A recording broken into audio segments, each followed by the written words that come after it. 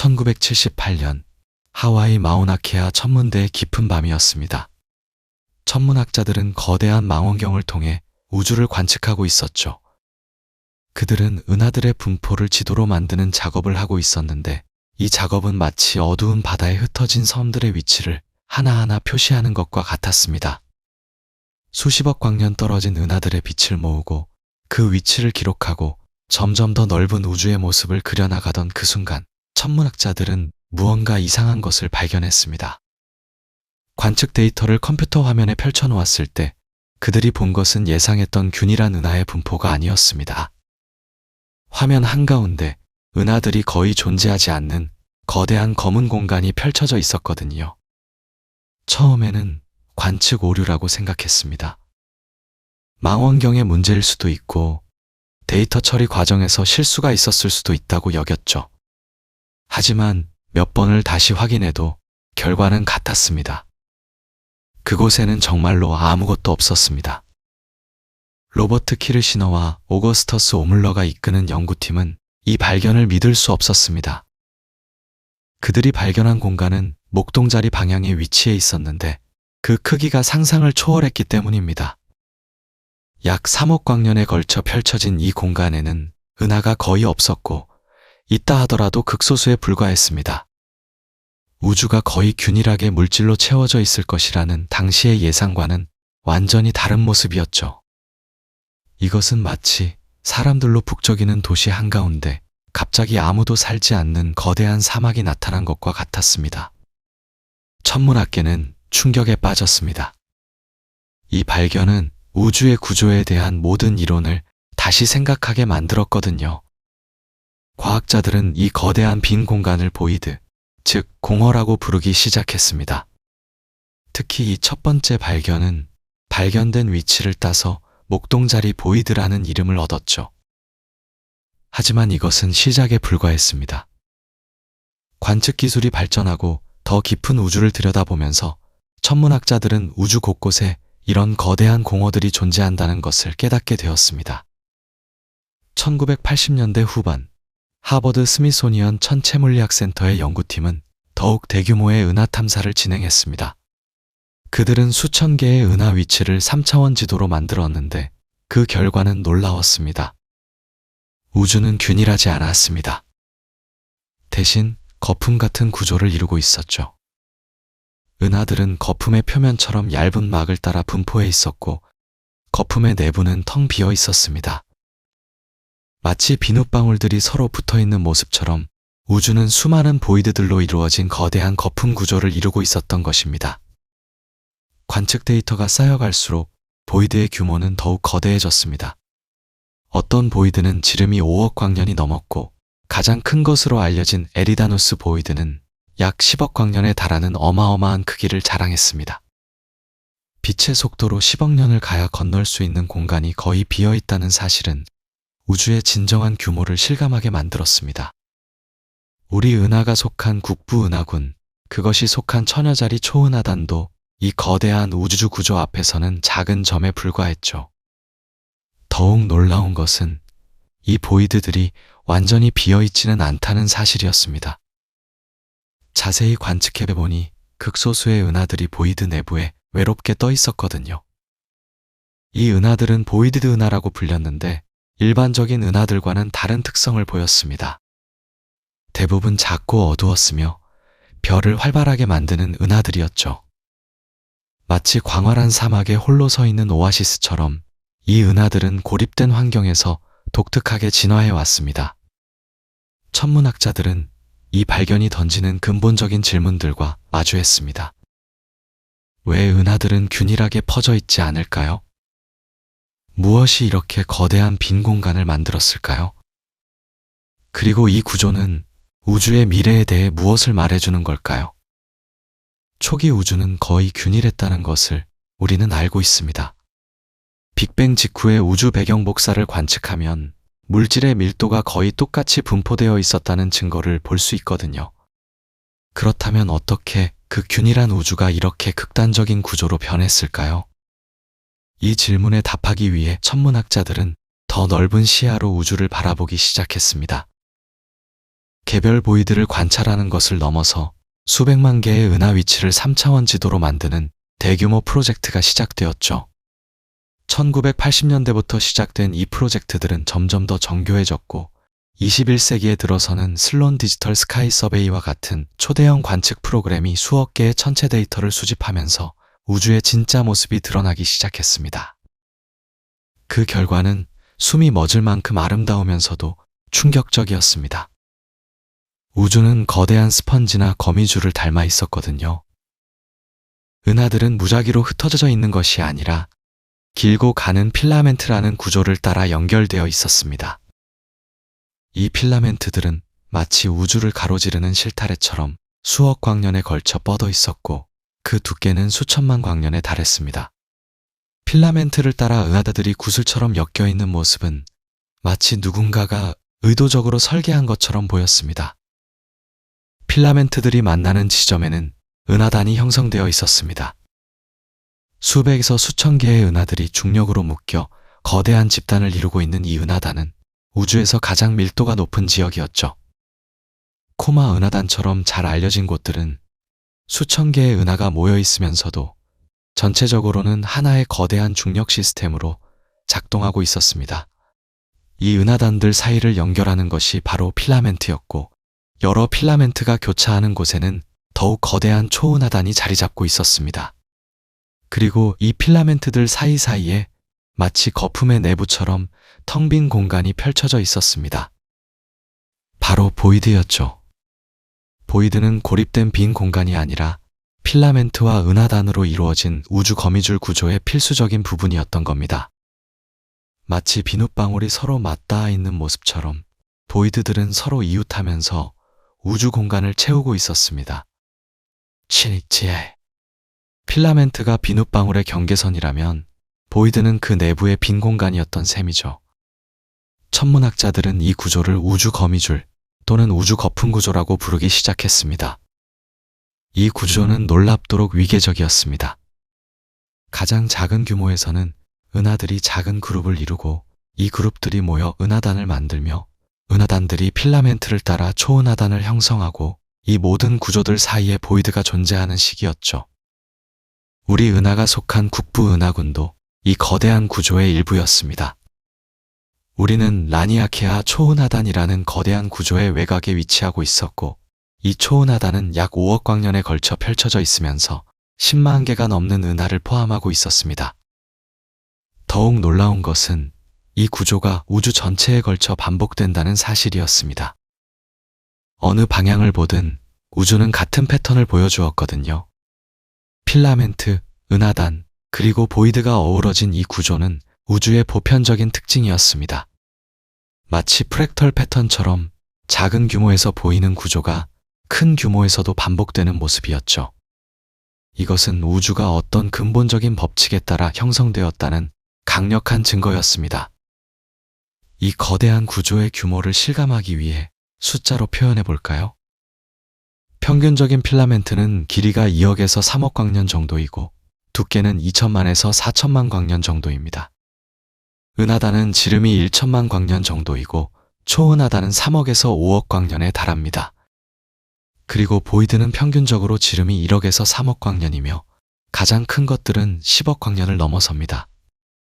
이 모든 구조를 합치면 관측 가능한 우주는 지름이 약 930억 광년에 달하는 공간에 이런 패턴이 끊임없이 반복되는 거대한 테피스트리인 셈입니다. 과학자들은 이 구조를 벽이라는 개념으로도 설명했습니다. 필라멘트들이 연결되어 만드는 2차원적인 평면 구조를 벽이라고 부르기 시작한 거죠. 가장 유명한 것이 그레이트 월이라고 불리는 구조였는데 이것은 5억 광년 이상 뻗어 있는 은하들의 거대한 벽이었습니다. 나중에는 슬론 그레이트 월이라는 더 큰 구조도 발견되었는데 이것은 13억 광년 이상 펼쳐져 있는 우주에서 가장 큰 구조 중 하나였습니다. 이 벽들은 여러 개의 보이드를 둘러싸고 있었고 보이드들은 마치 거품처럼 이 벽들 안쪽에 자리 잡고 있었습니다. 이 모든 발견은 우주론의 혁명을 일으켰습니다. 우주가 단순히 크다는 것을 넘어서 복잡하고 정교한 구조를 가지고 있다는 사실이 밝혀진 거죠. 그리고 이 구조는 우연히 만들어진 것이 아니었습니다. 우주의 초기 조건과 물리법칙, 특히 중력과 암흑물질의 역할이 이 모든 것을 만들어냈다는 것이 점점 분명해졌습니다. 보이드는 더 이상 단순한 빈 공간이 아니었습니다. 그것은 우주가 어떻게 진화해 왔는지, 그리고 앞으로 어떻게 변해갈지를 이해하는 열쇠였습니다. 그렇다면 이 거대한 우주 구조는 도대체 어디에서 시작된 걸까요? 수억 광년에 달하는 필라멘트와 벽, 그리고 그 사이에 펼쳐진 텅 빈 보이드가 우연히 만들어졌을 리는 없습니다. 과학자들은 이 질문의 답을 찾기 위해 시간을 거슬러 올라갔습니다. 우주가 막 탄생한 순간, 그 뜨겁고 밀도 높은 최초의 순간으로 말이죠. 그리고 그곳에서 놀라운 사실을 발견했습니다. 오늘날 우주의 거대한 구조를 만든 씨앗은 빅뱅 직후 우주에 새겨진 미세한, 정말로 미세한 불균이람이었다는 것을 말입니다. 우주가 탄생한 지 약 38만 년이 지났을 때 우주는 충분히 식어서 빛이 자유롭게 여행할 수 있게 되었습니다. 그 전까지 우주는 너무 뜨겁고 밀도가 높아서 빛이 전자와 끊임없이 충돌하며 직진할 수 없었거든요. 하지만 온도가 약 3000도까지 떨어지자 전자와 양성자가 결합해 수소 원자를 만들었고 빛은 마침내 자유로워졌습니다. 이 순간 방출된 빛이 지금도 우주 전체를 가득 채우며 우리에게 도달하고 있는데 우리는 이것을 우주 배경 복사라고 부릅니다. 이 우주 배경 복사는 우주의 초기 상태를 보여주는 가장 오래된 사진과도 같습니다. 1960년대에 처음 발견되었을 때 과학자들은 이것이 우주 전체에서 거의 완벽하게 균일하다는 사실에 놀랐습니다. 어느 방향을 보든 온도가 거의 똑같았던 거죠. 현재 우주 배경 복사의 평균 온도는 절대 온도 약 2.7도, 섭씨로 환산하면 영하 270도 정도입니다. 우주가 팽창하면서 식었기 때문에 초기의 뜨거운 빛은 이제 극저온의 마이크로파로 변한 거예요. 하지만 1990년대의 COB 위성이 그리고 2000년대의 WMAP 위성이 우주 배경 복사를 더 정밀하게 관측하면서 놀라운 사실이 드러났습니다. 우주 배경 복사가 완벽하게 균일한 것이 아니라 아주 미세한 온도 차이를 가지고 있다는 것이었습니다. 이 온도 차이는 정말 작았습니다. 평균 온도에서 10만 분의 1 정도, 즉 약 0.00003도 정도 차이가 나는 영역들이 여기저기 흩어져 있었던 거죠. 겉보기에는 너무나 사소해 보이는 이 차이가 바로 오늘날 우주 구조의 씨앗이었습니다. 이 온도 차이는 밀도 차이를 의미했습니다. 조금 더 뜨거운 영역은 조금 더 밀도가 낮았고 조금 더 차가운 영역은 조금 더 밀도가 높았습니다. 밀도가 조금이라도 높은 곳에서는 중력이 조금 더 강하게 작용했고 시간이 지나면서 주변의 물질을 끌어당기기 시작했습니다. 반대로 밀도가 낮은 영역에서는 물질이 빠져나가며 점점 더 비어갔습니다. 이렇게 작은 불균일함이 수억 년에 걸쳐 증폭되면서 우리가 오늘날 보는 거대한 구조, 필라멘트와 보이드로 성장한 것입니다. 그렇다면 이 미세한 온도 차이는 어디에서 온 걸까요? 답은 빅뱅보다도 더 초기, 우주가 탄생한 지 1초도 되지 않은 순간으로 거슬러 올라갑니다. 과학자들은 우주가 탄생한 직후 극도로 짧은 시간 동안 약 10-36승초에서 10-32승초 사이에 우주가 폭발적으로 팽창했다고 믿고 있습니다. 이 시기를 인플레이션 시대라고 부르는데 이 짧은 순간 동안 우주는 최소한 10-26승 배 이상 팽창했습니다. 원자핵보다 작았던 우주가 순식간에 자몽 크기 정도로 커진 거예요. 이 인플레이션은 너무나 빠르고 격렬한 과정이었기 때문에 양자역학의 영역에서 일어나는 무작위적인 요동들을 거시적인 스케일로 늘려놓았습니다. 양자역학의 세계에서는 진공조차도 완벽하게 고요하지 않습니다. 에너지가 끊임없이 생겼다 사라지는 미세한 요동이 일어나거든요. 이런 양자 요동은 평소에는 너무 작아서 우리가 느낄 수 없지만 인플레이션이 이 요동들을 우주적 규모로 늘려놓았습니다. 마치 아주 작은 잔물결이 거대한 파도가 되는 것처럼 말이죠. 이렇게 확대된 양자 요동이 초기 우주의 물질과 에너지 분포에 미세한 불균일함을 만들었습니다. 어떤 지역은 아주 조금 더 밀도가 높았고 어떤 지역은 아주 조금 더 낮았습니다. 이 차이는 처음에는 정말 미미했지만 우주가 팽창하고 식으면서 점점 의미 있는 차이가 되었습니다. 38만 년이 지나 빛이 자유로워졌을 때 이 밀도 차이는 우주 배경 복사의 온도 차이로 나타났습니다. 그리고 수억 년이 더 흐르는 동안 중력이 이 차이를 증폭시켜 은하와 은하단, 필라멘트와 보이드를 만들어낸 것입니다. 2013년에 발사된 플랑크 위성은 우주 배경 복사를 전례 없는 정밀도로 관측했습니다. 플랑크가 보내온 이미지는 마치 초기 우주의 지문과도 같았습니다. 이미지에는 온도가 조금씩 다른 얼룩들이 무작위로 분포되어 있었는데 이 패턴을 분석하면 초기 우주의 조건을 정확히 알아낼 수 있습니다. 과학자들은 이 데이터를 통해 우주의 나이가 138억 2천만 년이라는 것, 보통 물질이 우주의 약 5%만 차지한다는 것, 암흑 물질이 약 27%를 차지한다는 것, 그리고 나머지 68%는 암흑에너지라는 정체불명의 에너지라는 것을 알아냈습니다. 우주 배경 복사의 온도 분포를 분석하면 초기 우주의 밀도 요동이 어떤 패턴을 가지고 있었는지도 알 수 있습니다. 이 패턴은 거의 무작위적이지만 완전히 무작위는 아니었습니다. 특정한 크기의 요동들이 조금 더 강하게 나타났는데 이것은 인플레이션 이론이 예측한 것과 정확히 일치했습니다. 이 발견은 인플레이션 이론이 단순한 추측이 아니라 실제로 일어난 현상이었을 가능성이 매우 높다는 강력한 증거가 되었습니다. 이 미세한 온도 차이들은 마치 악보의 음표처럼 우주의 미래를 결정했습니다. 약간 더 밀도가 높았던 지역은 중력이 강해져서 더 많은 물질을 끌어모았고 결국 은하와 은하단으로 성장했습니다. 반대로 밀도가 낮았던 지역은 물질이 빠져나가면서 점점 더 비어갔고 결국 거대한 보이드가 되었습니다. 처음에는 10만 분의 1 정도의 작은 차이였지만 중력은 부자는 더 부자가 되고 가난한 자는 더 가난해지는 방식으로 작동했습니다. 물질이 많은 곳은 더 많은 물질을 끌어당겼고 물질이 적은 곳은 더 많은 물질을 잃었습니다. 컴퓨터 시뮬레이션으로 이 과정을 재현해보면 놀라운 광경이 펼쳐집니다. 처음에는 거의 균일하게 분포되어 있던 물질이 시간이 지나면서 점점 뭉쳐지기 시작합니다.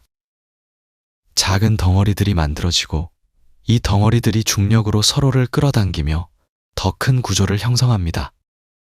수억 년이 지나면 물질은 실처럼 가는 필라멘트를 따라 분포하게 되고 그 사이에는 거대한 빈 공간인 보이드가 나타납니다. 시뮬레이션의 결과는 실제 관측으로 발견한 우주의 구조와 놀랍도록 일치합니다. 이 모든 이야기가 우리에게 알려주는 것은 우주의 구조가 완전히 무작위적인 것도 완전히 정해진 것도 아니라는 점입니다. 양자역학의 무작위성이 초기 조건을 만들었지만 그 이후의 진화는 중력이라는 확정적인 법칙에 따라 진행되었습니다. 우연과 필연이 함께 작용해서 오늘날 우리가 보는 우주를 만들어낸 것입니다. 빅뱅 직후의 양자요동이라는 극미세한 속삭임이 수십억 년에 걸쳐 증폭되어 은하와 보이드라는 거대한 교향곡이 되었습니다. 하지만 이 웅장한 우주의 조각 작업에는 우리가 직접 볼 수 없는 숨은 예술가가 있습니다. 바로 암흑물질이죠. 놀랍게도 우주의 보이드와 은하 구조를 만들어낸 진짜 주역은 우리가 관측할 수 있는 일반 물질이 아니라 빛을 내지도 흡수하지도 않는 이 신비로운 물질이었습니다. 우주에 존재하는 물질 중 약 85%가 암흑물질이라는 사실을 생각해보면 사실 우리가 보는 별과 은하는 우주물질의 극히 일부에 불과한 셈입니다. 마치 빙산의 일각처럼 우리 눈에 보이는 찬란한 은하들은 훨씬 더 거대한 암흑물질의 바다 위에 떠있는 작은 섬들이라고 할 수 있습니다. 암흑물질은 빅뱅 직후부터 일반 물질보다 훨씬 더 자유롭게 움직일 수 있었습니다. 일반 물질은 초기 우주에서 빛과 강하게 상호작용하면서 압력을 받았지만 암흑물질은 빛과 전혀 상호작용하지 않았기 때문에 오직 중력의 영향만 받으며 자유롭게 뭉쳐질 수 있었습니다. 덕분에 암흑물질은 일반 물질보다 훨씬 일찍 덩어리를 형성하기 시작했고 이 암흑물질 덩어리들이 만든 중력 우물에 나중에 일반 물질이 떨어져 들어가면서 은하가 탄생했습니다. 다시 말해 암흑물질이 먼저 우주의 뼈대를 만들고 그 위에 일반 물질이 살을 붙여 우리가 보는 은하를 완성한 것이죠. 컴퓨터 시뮬레이션을 통해 과학자들은 암흑물질이 어떻게 우주의 구조를 만들어냈는지 놀라울 정도로 정확하게 재현할 수 있게 되었습니다. 수백억 개의 암흑물질 입자들이 중력의 법칙에 따라 움직이는 모습을 슈퍼컴퓨터로 추적해보면 처음에는 거의 균일하게 퍼져 있던 암흑물질이 시간이 흐르면서 점점 더 복잡한 패턴을 만들어내는 것을 볼 수 있습니다. 빅뱅 후 몇 억 년이 지나자 작은 암흑물질 덩어리들이 형성되기 시작하고 이 덩어리들은 중력으로 서로를 끌어당기며 점점 더 큰 구조로 성장합니다. 수십억 년이 지나면 암흑물질은 거대한 그물망처럼 우주 전체에 퍼지는데 마치 거미줄처럼 가느다란 필라멘트들이 서로 교차하고 연결되면서 그 교차점마다 거대한 암흑물질의 집중 지역이 만들어집니다. 이 시뮬레이션의 결과를 실제 은하 분포와 비교해보면 정말 소름이 돋을 만큼 일치합니다. 시뮬레이션에서 암흑물질이 가장 많이 모인 곳은 실제 관측에서 은하단이 발견되는 위치와 정확히 겹치고, 시뮬레이션에서 암흑물질이 거의 없는 지역은 실제로 보이드가 존재하는 곳과 놀랍도록 일치합니다. 이는 단순한 우연이 아니라 우리가 암흑물질의 존재와 그 역할을 제대로 이해하고 있다는 강력한 증거입니다. 보이지 않는 물질의 움직임을 수학적으로 계산한 결과가 우리가 망원경으로 관측하는 실제 우주의 모습과 정확히 일치한다는 것은 과학의 예측력이 얼마나 놀라운지를 보여주는 완벽한 사례라고 할 수 있습니다. 암흑물질이 만든 중력장은 마치 거대한 자석처럼 일반 물질을 끌어당겼습니다. 암흑물질이 밀집된 지역에서는 강한 중력이 주변의 수소와 헬륨 가스를 빨아들였고, 이 가스들이 모여서 별을 만들고 결국 은하를 형성했습니다.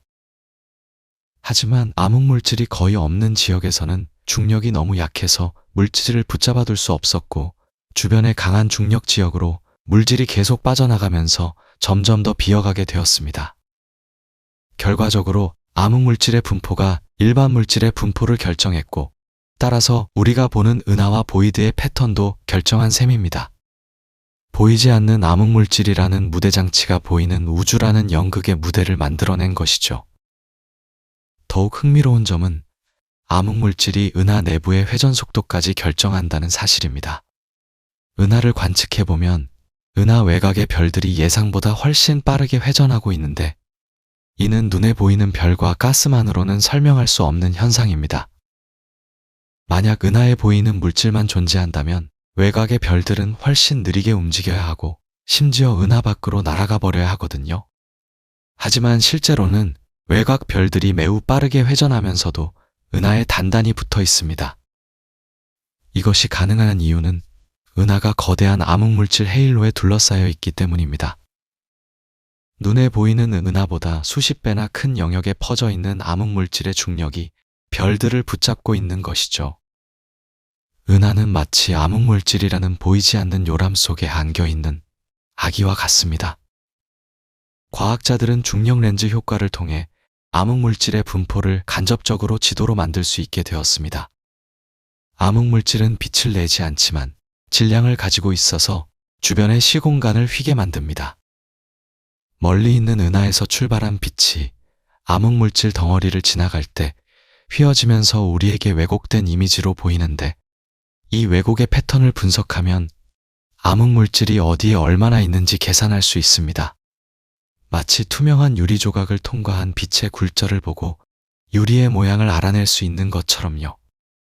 이런 방법으로 만든 암흑물질 지도를 보면 은하단 주변에 거대한 암흑물질 구조가 존재하고, 보이드 지역에는 암흑물질도 거의 없다는 것을 확인할 수 있습니다. 보이는 물질과 보이지 않는 물질이 같은 패턴을 따라 분포한다는 것은 둘이 중력이라는 같은 법칙의 지배를 받고 있다는 명백한 증거입니다. 이 모든 관측과 시뮬레이션이 일치한다는 사실은 우리가 우주의 구조 형성 과정을 정확히 이해하고 있다는 것을 의미합니다. 빅뱅의 양자요동이 만든 미세한 밀도 차이, 그 차이를 증폭시킨 중력의 작용, 그리고 암흑물질이라는 보이지 않는 조각가의 손길이 함께 작용해서 오늘날 우리가 보는 우주의 대규모 구조를 만들어냈습니다. 은하들이 거대한 그물망을 이루며 분포하고 그 사이에 거대한 보이드가 존재하는 이 놀라운 패턴은 무작위적인 혼돈이 아니라 물리법칙이 만들어낸 필연적인 결과였던 것입니다. 하지만 이 우주의 구조를 만드는 데에는 단순히 중력만이 작용한 것이 아닙니다. 우주에는 두 개의 거대한 힘이 끊임없이 경쟁하면서 균형과 불균형을 만들어내고 있거든요. 하나는 물질을 한 곳으로 모으려는 중력이고, 다른 하나는 공간 자체를 확장시키며 모든 것을 멀어지게 만드는 우주 팽창입니다. 이 두 힘 사이의 팽팽한 줄다리기가 바로 오늘날 우리가 보는 우주의 모습을 결정했습니다. 은하들이 밀집된 필라멘트와 은하단이 존재하는 곳에서는 중력이 승리했고, 거대한 보이드가 펼쳐진 곳에서는 팽창이 승리한 것이죠. 초기 우주에서 밀도가 조금이라도 높았던 지역에서는 중력이 주변의 물질을 끌어당기기 시작했습니다. 물질이 모이면 모일수록 중력은 더욱 강해지고, 강해진 중력은 더 많은 물질을 끌어당기는 선순환이 일어났죠. 마치 눈덩이가 굴러가면서 점점 커지는 것처럼 처음에는 아주 작았던 밀도 차이가 시간이 지나면서 거대한 구조물로 성장했습니다. 하지만 이 과정은 우주 팽창이라는 강력한 반대 세력과 맞서 싸우면서 진행되었습니다. 빅뱅 이후 우주는 계속해서 팽창해왔고, 이 팽창은 모든 공간을 늘려놓으면서 물질들을 서로 멀어지게 만들었거든요. 밀도가 충분히 높은 지역에서는 중력이 팽창을 이겨낼 수 있었습니다. 이런 곳에서는 물질들이 팽창하는 우주에 저항하면서 계속해서 한 곳으로 모여들었고, 결국 은하와 은하단이라는 거대한 구조물을 만들어냈죠. 반면 밀도가 평균보다 낮았던 지역에서는 중력이 팽창을 이길 만큼 충분히 강하지 못했습니다. 이런 곳에서는 물질이 오히려 주변의 밀도가 높은 지역으로 빠져나가면서 점점 더 비어가는 과정이 진행되었습니다. 팽창하는 우주 속에서 물질이 한쪽으로 쏠리자 반대편은 더욱 텅 비게 되었고, 이렇게 해서 거대한 보이드가 형성되기 시작했습니다. 이 과정을 좀 더 구체적으로 들여다보면 정말 놀라운 역학이 드러납니다. 초기 우주에서 어떤 지역의 밀도가 평균보다 1%만 높아도 수억 년이 지나면 그 차이는 수백 배, 수천 배로 증폭됩니다. 중력이 물질을 끌어당기는 속도는 밀도에 비례해서 증가하기 때문에 처음에는 미미했던 차이가 기하급수적으로 커지는 것이죠. 반대로 밀도가 평균보다 1%만 낮았던 지역은 시간이 지나면서 거의 완전히 비어버리게 됩니다.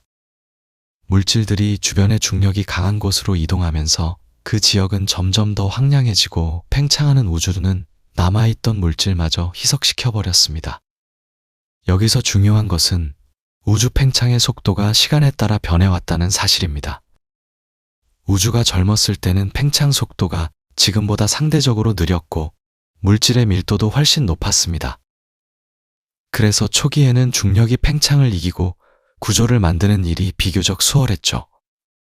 하지만 우주가 나이를 먹으면서 팽창은 계속되었고, 물질의 밀도는 점점 낮아졌습니다. 더욱이 약 50억 년 전부터는 암흑 에너지라는 신비한 힘이 우주 팽창을 가속시키기 시작했습니다. 암흑 에너지는 중력과 정반대로 작용하는 일종의 반발력으로 공간 자체를 더욱 빠르게 확장시키는 역할을 합니다. 이 때문에 현재는 대규모 구조가 더 이상 성장하지 못하고 있으며, 보이드는 계속해서 더 커지고 있습니다. 중력과 팽창 사이의 이 경쟁은 우주의 운명까지도 결정합니다. 만약 우주의 물질이 충분히 많아서 중력이 팽창을 완전히 이긴다면 우주는 언젠가 팽창을 멈추고 다시 수축하기 시작할 것입니다. 반대로 팽창이 중력을 완전히 이긴다면 우주는 영원히 팽창하면서 모든 구조가 점점 더 멀어지고 희석될 것이죠. 현재 관측 결과는 두 번째 시나리오를 가리키고 있습니다. 암흑 에너지의 영향으로 우주는 가속 팽창하고 있으며, 이는 먼 미래의 은하들이 서로 너무 멀어져서 다른 은하의 빛조차 관측할 수 없게 될 것임을 의미합니다. 수천억 년 후의 우주는 지금보다 훨씬 더 고독하고 텅 빈 공간이 될 것입니다. 하지만 지금 이 순간 우리가 살고 있는 우주는 중력과 팽창이 만들어낸 놀라운 균형 상태에 있습니다. 은하들은 필라멘트와 벽을 이루며 거대한 우주 그물망을 형성하고 있고, 그 사이에는 광대한 보이드가 펼쳐져 있습니다. 이 구조는 무작위로 생긴 것이 아니라 물리 법칙이 만들어낸 필연적인 패턴입니다. 초기 우주의 미세한 밀도 요동, 암흑 물질의 중력적 영향, 그리고 중력과 팽창 사이의 줄다리기가 모두 함께 작용해서 이 경이로운 구조를 만들어냈습니다. 우주는 마치 거대한 오케스트라처럼 여러 힘들이 조화롭게 연주하면서 하나의 교향곡을 만들어내고 있는 것입니다. 더욱 놀라운 점은 이 모든 과정이 예측 가능하다는 사실입니다. 과학자들은 초기 우주의 조건을 컴퓨터에 입력하고 중력과 팽창의 법칙을 적용하면 수십억 년 후 우주가 어떤 모습을 하고 있을지 시뮬레이션 할 수 있습니다. 그리고 이 시뮬레이션 결과는 실제 관측과 놀라울 정도로 일치합니다. 이것은 우리가 우주를 지배하는 근본 법칙을 정확히 이해하고 있다는 강력한 증거입니다. 우주는 무질서한 혼돈이 아니라 명확한 규칙을 따라 움직이는 거대한 시계와도 같습니다. 우주의 거대 공허가 완전히 비어 있다고 말할 때 우리는 사실 아주 조심스러운 표현을 사용하고 있는 셈입니다. 왜냐하면 비어 있다는 말은 절대적인 개념이 아니라 상대적인 개념이기 때문이죠. 일반적인 우주 공간에는 1세제곱미터당 약 1개의 원자가 존재하는데 거대 공허 속에는 그보다 훨씬 적은 물질만이 존재합니다. 하지만 완전한 무는 아니에요. 보이드 속을 자세히 들여다보면 매우 희미하지만 분명히 존재하는 것들을 발견할 수 있습니다. 가장 먼저 눈에 띄는 것은 고립된 외소 은하들입니다. 이 작은 은하들은 우리 은하에 비해 100분의 1에서 1000분의 1 정도 크기밖에 되지 않으며 겨우 수천만 개에서 수억 개의 별들만을 품고 있습니다. 이들은 마치 광활한 사막 한가운데 외로이 서 있는 작은 오아시스처럼 거대 공허의 깊숙한 곳에 자리 잡고 있죠. 이런 외소 은하들은 대부분 매우 어두워서 발견하기가 쉽지 않습니다. 큰 망원경으로 오랜 시간 노출을 주어야만 겨우 그 희미한 빛을 포착할 수 있거든요. 천문학자들은 이런 은하들을 발견할 때마다 놀라움을 금치 못합니다. 어떻게 이렇게 물질이 희박한 곳에서 은하가 형성될 수 있었을까요? 사실 이 외소 은하들의 존재는 우주 구조 형성의 역사를 이해하는데 중요한 단서를 제공합니다. 이들 중 일부는 초기 우주에서 형성된 후 거대 공허가 만들어지는 과정에서 그곳에 고립되었을 가능성이 높습니다. 우주가 팽창하면서 물질이 밀집된 지역과 희박한 지역으로 분리될 때 어떤 작은 은하들은 운이 나빠서 점점 더 비어가는 공간에 홀로 남겨진 것이죠.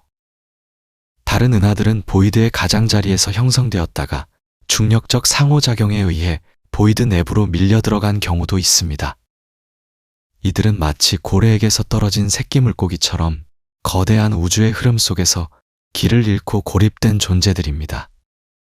흥미롭게도 이런 고립된 환경은 이 외소 은하들에게 독특한 특성을 부여했습니다.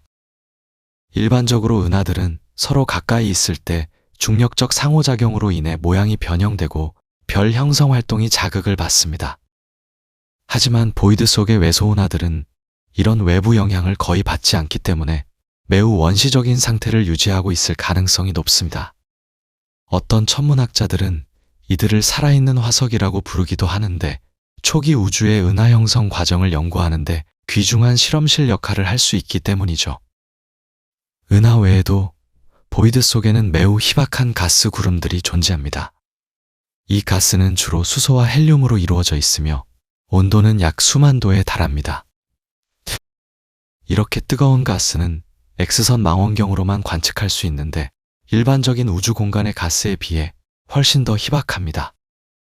보이드 속 가스의 밀도는 평균 우주 밀도의 10분의 1에서 100분의 1 수준밖에 되지 않아요. 하지만 이 가스가 완전히 없는 것은 아닙니다. 보이드의 가장자리에서 중심부로 갈수록 가스 밀도가 점진적으로 감소하는 경향을 보이는데 이것은 보이드가 형성되면서 가스가 바깥쪽으로 밀려났다는 증거입니다. 더욱 흥미로운 것은 이 가스가 완전히 정적인 상태가 아니라는 점입니다. 컴퓨터 시뮬레이션 결과에 따르면 보이드 속의 가스는 매우 느리지만 지속적으로 바깥쪽으로 이동하고 있습니다. 이것은 보이드가 계속해서 팽창하고 있다는 또 다른 증거이기도 하죠. 가스 입자들은 보이드 가장자리의 필라멘트와 벽에 있는 물질의 중력에 의해 천천히 끌려가면서 보이드 중심부를 점점 더 비워가고 있습니다. 이 과정은 마치 욕조의 물이 배수구로 빠져나가는 것과 비슷하지만 그 속도는 상상을 초월할 정도로 느립니다. 수억 년에 걸쳐 조금씩 일어나는 변화이기 때문에 우리의 일생 동안은 전혀 관측할 수 없을 정도죠. 그리고 무엇보다 중요한 것은 암흑물질의 존재입니다. 보이드 속에는 보이는 물질이 극히 적지만 암흑물질은 여전히 존재합니다. 비록 일반적인 우주 공간보다 훨씬 적은 양이지만 완전히 사라진 것은 아니에요. 암흑물질은 보이는 물질과 달리 전자기파와 상호작용하지 않기 때문에 직접 관측할 수 없지만 그 중력적 영향을 통해 그 존재를 추론할 수 있습니다. 천문학자들은 보이드를 통과하는 빛의 경로가 미세하게 휘어지는 현상, 즉 중력 렌즈 효과를 분석해서 암흑물질의 분포를 추정합니다. 놀랍게도 보이드 속 암흑물질의 분포는 균일하지 않습니다.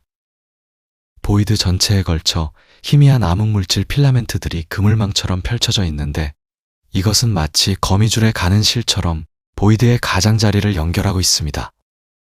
이 희미한 구조는 우주의 대규모 구조가 단순히 은하들의 분포만으로 정의되는 것이 아니라 보이지 않는 암흑물질의 골격에 의해 결정된다는 사실을 보여줍니다.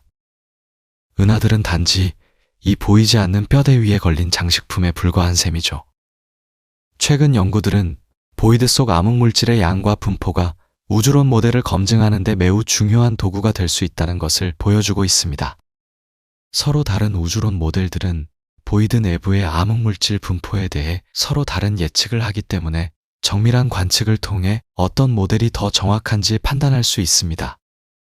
이것은 마치 범죄 현장에서 아주 미세한 증거를 찾아내는 것과 비슷한데 보이드라는 빈 공간이 실제로는 우주의 근본 법칙을 밝혀낼 수 있는 귀중한 정보로 가득 차 있다는 것을 의미합니다. 또한 보이드 속에는 우주 마이크로파 배경 복사의 미세한 변화도 관측됩니다. 이 복사는 빅뱅 직후의 우주에서 방출된 빛으로 지금은 마이크로파 영역으로 냉각되어 우주 전체를 균일하게 채우고 있습니다. 하지만 이 복사가 보이드를 통과할 때 아주 미세한 온도 변화를 겪게 되는데 이것을 통합 삭스-울프 효과라고 부릅니다. 보이드의 중력 포텐셜이 우주 팽창과 함께 변하면서 그곳을 통과하는 광자의 에너지가 미세하게 변하는 현상이죠.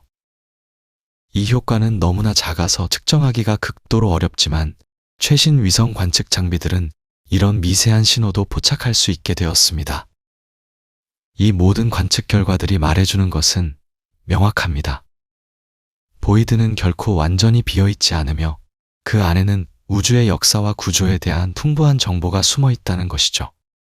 희미한 은하들, 뜨거운 가스구름, 보이지 않는 암흑물질의 그물망, 그리고 배경 복사의 미세한 변화까지 이 모든 것들이 함께 모여 보이드의 진정한 본질을 드러냅니다. 보이드는 단순히 물질이 없는 공간이 아니라 물질이 극도로 희박한 공간이며 바로 그 희박함 때문에 우주의 기본 구조와 진화를 연구하기에 이상적인 실험실이 됩니다. 그렇다면 실제로 우주에는 어떤 보이드들이 존재할까요? 천문학자들이 수십 년에 걸쳐 발견하고 연구해온 거대 공허들은 각각 독특한 특징과 이야기를 가지고 있으며 그 규모와 성질은 상상을 초월합니다. 이 거대한 빈 공간들을 하나하나 들여다보면 우주의 구조가 얼마나 정교하고도 놀라운 패턴을 따라 형성되었는지 깨닫게 됩니다. 가장 먼저 소개할 보이드는 1981년 로버트 커시너와 그의 동료들이 발견한 부테스 공허입니다. 이 공허는 목동자리 방향에 위치하며 약 3억 광년의 지름을 가진 거대한 구형 공간인데요. 발견 당시 천문학계에 엄청난 충격을 안겨주었습니다. 왜냐하면 당시 과학자들은 우주가 비교적 균일하게 물질로 채워져 있을 것이라고 생각했기 때문이죠. 하지만 부테스 공허는 그 안에 은하가 거의 없는 말 그대로 텅 빈 공간이었습니다. 이 발견은 우주의 구조에 대한 우리의 이해를 근본적으로 바꾸어 놓았으며 은하들이 무작위로 흩어져 있는 것이 아니라 특정한 패턴, 즉 거대 구조를 이루며 분포한다는 증거가 되었습니다. 부테스 공허를 관측한 결과 이 거대한 공간 안에는 약 60개 정도의 은하만이 존재한다는 것이 밝혀졌습니다. 같은 크기의 평균적인 우주 공간에는 약 2000개 정도의 은하가 있어야 하는데 부테스 공허는 그보다 훨씬 적은 수의 은하만을 품고 있었던 것이죠. 이 극단적인 밀도 차이는 우주 초기의 물질 분포의 미세한 요도동이 중력을 통해 증폭되면서 만들어진 결과이며 보이드와 필라멘트라는 우주의 거대 구조가 형성되는 과정을 직접 보여주는 증거였습니다. 부테스 공허의 발견 이후 천문학자들은 더욱 정교한 관측 장비와 기술을 활용하여 우주 곳곳에서 비슷한 거대 공허들을 발견하기 시작했습니다. 그 중에서도 특히 주목할 만한 것이 2004년에 발견된 에리다누스 공허입니다. 이 공허는 에리다누스 자리 방향에 위치하며 지름이 약 10억 광년에 달하는 것으로 추정되는데요. 현재까지 발견된 보이드 중에서 가장 큰 것 중 하나입니다.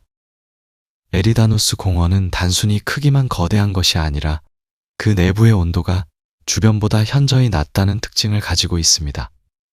우주 마이크로파 배경 복사를 관측한 결과 에리다누스 공허 방향의 온도가 다른 지역보다 약 70 마이크로 켈빈 정도 낮게 나타났는데 이것은 통합 삭스-울프 효과로 설명될 수 있습니다. 배경 복사의 광자가 거대한 보이드를 통과하면서 중력 포텐셜의 변화를 겪게 되고 그 결과 에너지를 잃어 온도가 낮아지는 것이죠. 에리다누스 공허의 이런 특성은 보이드가 단순히 물질이 적은 공간이 아니라 우주의 팽창과 중력, 그리고 시공간의 구조가 복잡하게 얽혀있는 역동적인 영역이라는 것을 보여줍니다. 한편 보이드의 경계에는 종종 놀라운 구조들이 발견되기도 합니다. 그중 가장 유명한 것이 바로 슬론 그레이트 월입니다. 2003년 슬론 디지털 스카이 서베이 프로젝트를 통해 발견된 이 거대 구조는 길이가 약 14억 광년에 달하며 수많은 은하들이 거대한 벽처럼 연결되어 있는 필라멘트입니다. 흥미롭게도 이 거대한 벽은 여러 개의 커다란 보이드들을 둘러싸고 있으며 마치 비눗방울의 표면처럼 보이드들의 경계를 따라 형성되어 있습니다.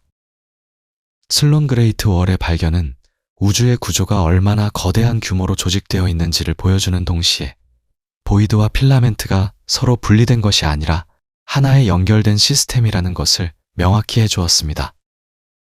보이드가 팽창하면서 그 경계에 있던 물질들이 압축되어 필라멘트를 형성하고 그 필라멘트를 따라 은하들이 모여들어 거대한 벽 구조를 만들어낸 것이죠. 이것은 마치 스펀지의 구멍과 골격이 서로를 정의하듯이 우주의 빈 공간과 물질이 밀집된 공간이 서로를 만들어내는 관계에 있다는 것을 의미합니다. 우리 은하가 속한 국부은하군 역시 거대한 보이드 시스템의 일부입니다. 최근 연구를 통해 밝혀진 라니아케아 초은하단은 우리 은하를 포함하여 약 10만 개의 은하가 모여있는 거대한 구조인데요. 이 초은하단은 여러 개의 큰 보이드들에 둘러싸여 있습니다.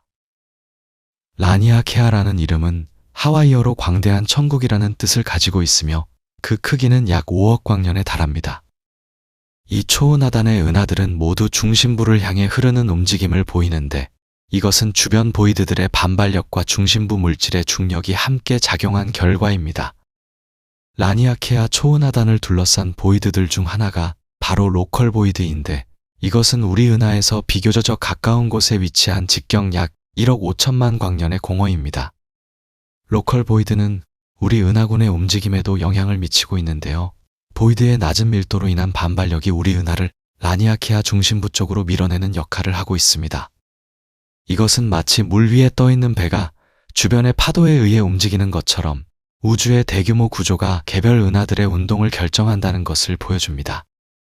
또 다른 주목할 만한 보이드는 2015년에 발견된 거대한 KBC 보이드입니다. 이 보이드는 이름이 키넌 바거 코이 키넌 발저 카위의 머리 글자에서 따온 것인데 발견자들의 이름을 딴 것이죠. KBC 보이드의 특이한 점은 우리 은하가 이 보이드의 중심 근처에 위치한다는 것입니다. 이 보이드의 반지름은 약 10억 광년으로 추정되며 만약 이것이 사실이라면 현재까지 발견된 보이드 중 가장 큰 것일 수 있습니다.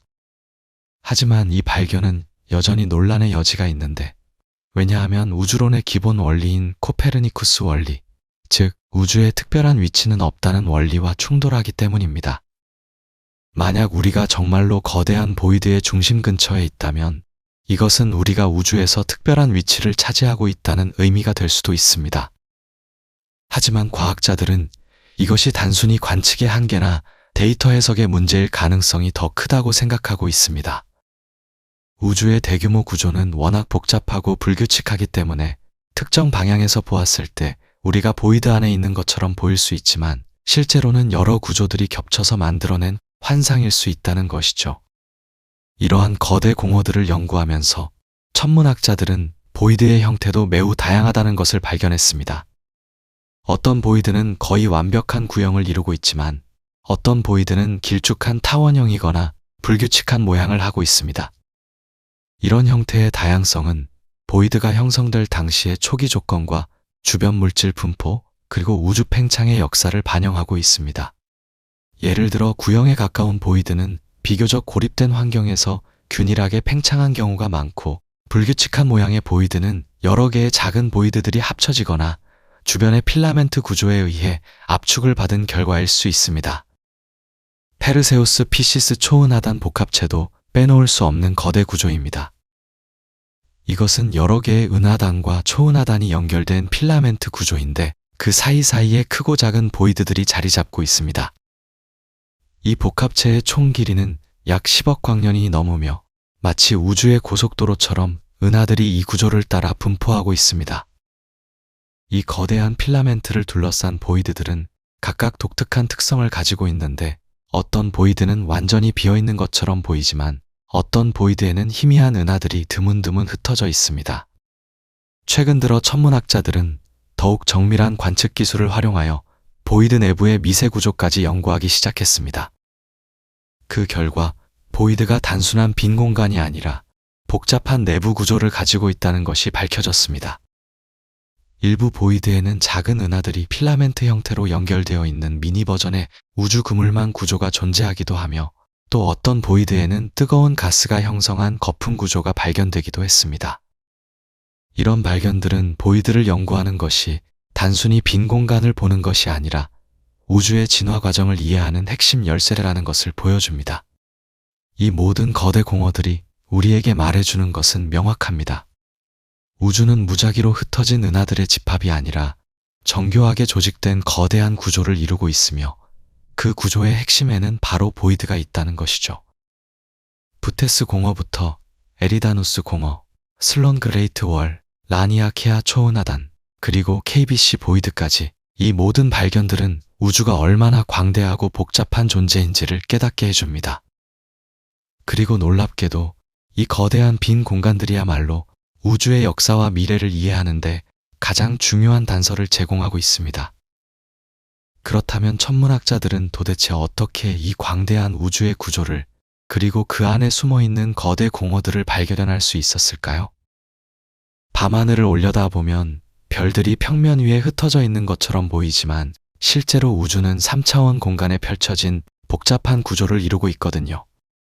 이 입체적인 우주의 모습을 파악하기 위해서는 단순히 은하의 위치뿐만 아니라 지구로부터의 거리까지 정확하게 측정해야 하는데, 이것은 수십 년 전까지만 해도 상상조차 하기 어려운 도전이었습니다.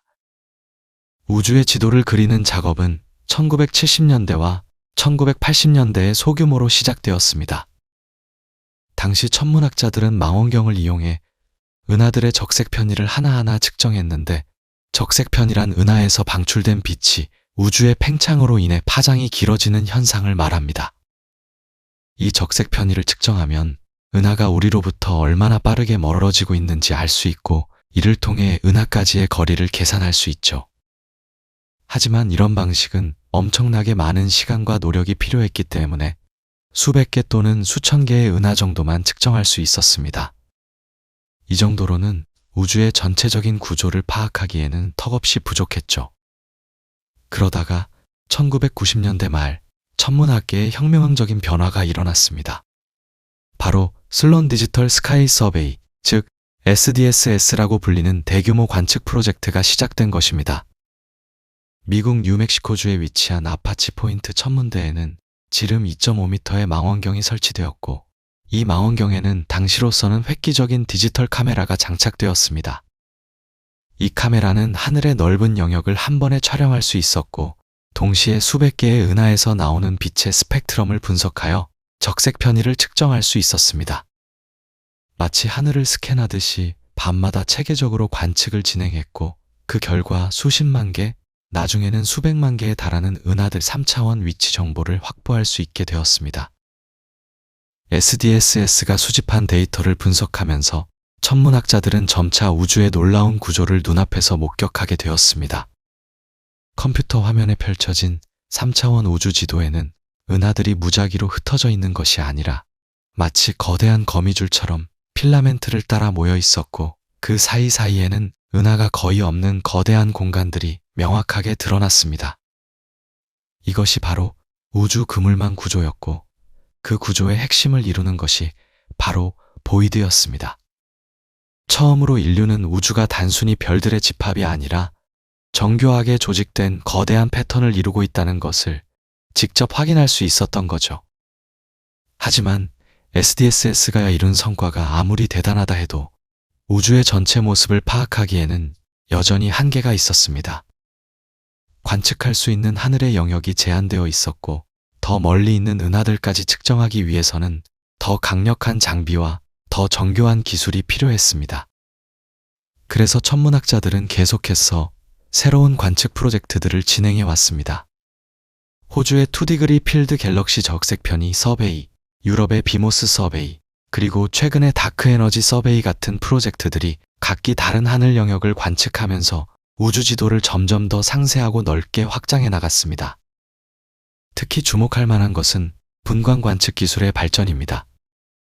초기에는 한 번에 몇백 개의 은하 스펙트럼을 얻는 것도 대단한 성과였지만, 최신 장비들은 수천 개의 광섬유를 이용하여 동시에 수천 개 은하의 빛을 분석할 수 있게 되었습니다. 하와이의 서브루 망원경에 설치된 PFS라는 장비는 무려 2,400개의 광섬유를 사용하여 한 번의 관측으로 2,400개 은하의 적색 편의를 측정할 수 있습니다. 이런 기술적 진보 덕분에 우주 지도는 점점 더 정밀해지고 있으며 작은 보이드나 미세한 구조까지도 확인할 수 있게 되었습니다. 우주 지도를 만드는 과정에서 천문학자들이 직면하는 도전은 기술적인 문제만이 아닙니다.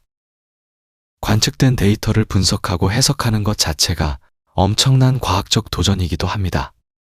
수백만 개의 은하 위치 정보를 처리하고 그 속에서 의미 있는 구조를 찾아내고 보이드의 경계를 정의하는 작업은 고도의 통계적 기법과 컴퓨터 시뮬레이션을 필요로 합니다. 예를 들어 보이드를 정의할 때 어느 정도로 은하 밀도가 낮아야 보이드로 분류할 것인지, 보이드의 경계는 어떻게 결정할 것인지에 대한 명확한 기준을 세우는 것부터가 쉽지 않은 일입니다. 더욱이 관측에는 언제나 선택 효과라는 문제가 따라다닙니다. 망원경으로 관측할 수 있는 은하는 충분히 밝은 은하들 뿐이고, 매우 희미한 은하들은 관측에서 놓칠 수밖에 없습니다. 그래서 관측된 보이드가 정말로 은하가 없는 공간인지, 아니면 단지 우리가 감지하지 못한 희미한 은하들이 있는 것인지를 구별하는 것이 중요한 과제입니다. 이를 위해 천문학자들은 다양한 파장대에서 관측을 진행하고, 가시광선뿐만 아니라 적외선, 전파, X선 등을 이용하여 보이드 내부를 샅샅이 조사합니다. 최근에는 인공지능과 기계학습 기술이 우주지도 제작에 활용되기 시작했습니다. 방대한 양의 관측 데이터 속에서 패턴을 찾아내고 보이드와 필라멘트를 자동으로 식별하며 심지어 미래의 우주 구조까지 예측하는 알고리즘들이 개발되고 있습니다. 이런 기술들은 인간 연구자가 놓칠 수 있는 미묘한 신호를 포착하고 더욱 정확하고 객관적인 우주 지도를 만드는 데 기여하고 있습니다. 그리고 지금 이 순간에도 새로운 관측 프로젝트들이 진행 중입니다. 칠레의 베라 루빈 천문대는 앞으로 10년 동안 하늘 전체를 반복적으로 촬영하며 수십억 개의 은하를 관측할 예정이고, 유클리드 우주망원경은 지구 궤도에서 우주의 대규모 구조를 정밀하게 조사하고 있습니다.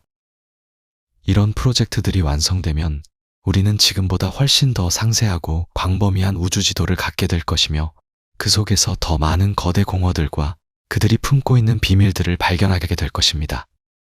우주의 지도를 그리는 작업은 단순히 천체의 위치를 기록하는 것이 아니라 우주의 역사와 진화를 읽어내는 과정이며, 우리가 어디에서 왔고 어디로 가는지를 이해하는 여정입니다.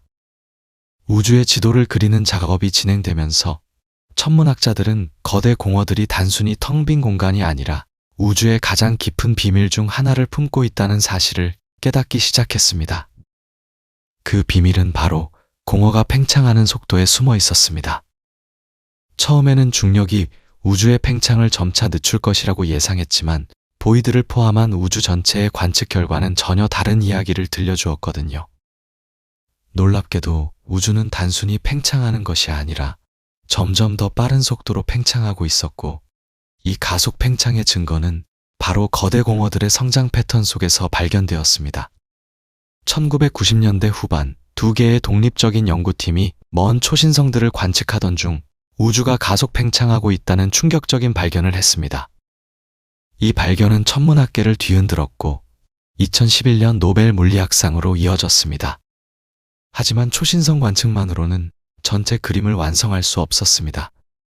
과학자들은 이 가속 팽창이 우주 전체에 걸쳐 일어나는지, 어떤 메커니즘이 작동하는지를 확인하기 위해 다른 증거들을 찾아야 했습니다.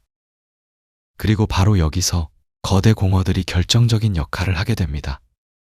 거대 공허는 우주에서 물질 밀도가 가장 낮은 지역이기 때문에 중력의 영향을 가장 적게 받는 곳입니다. 만약 어떤 알려지지 않은 힘이 우주를 밀어내고 있다면 그 효과는 중력이 약한 공허 지역에서 가장 두드러지게 나타날 것입니다. 마치 바람이 빈 들판에서 가장 자유롭게 불어가듯이 말이죠. 천문학자들은 보이드들이 시간에 따라 어떻게 성장하는지를 추적하기 시작했고, 그 성장 속도가 단순히 중력만으로는 설명할 수 없을 만큼 빠르다는 것을 발견했습니다. 공허들은 예상보다 더 빠르게 팽창하고 있었고, 그 안의 공간은 더욱 넓어지고 있었습니다. 이 현상을 설명하기 위해 물리학자들은 암흑에너지라는 개념을 도입했습니다. 암흑에너지는 우주 전체에 균일하게 퍼져 있으면서 반중력, 즉 청력을 발생시키는 에너지입니다. 중력이 물질을 끌어당긴다면 암흑에너지는 공간 자체를 밀어내며 팽창을 가속화시킵니다.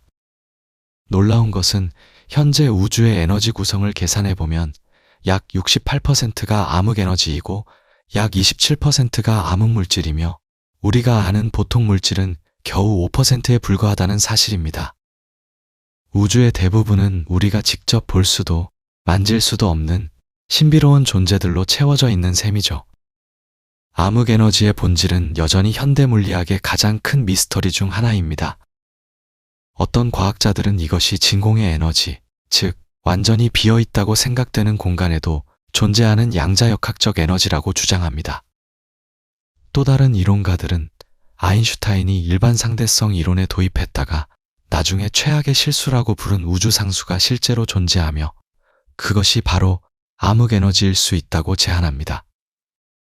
또 다른 가능성으로는 중력 자체의 법칙이 우주적 규모에서는 우리가 알던 것과 다르게 작동할 수도 있다는 대담한 가설도 있습니다.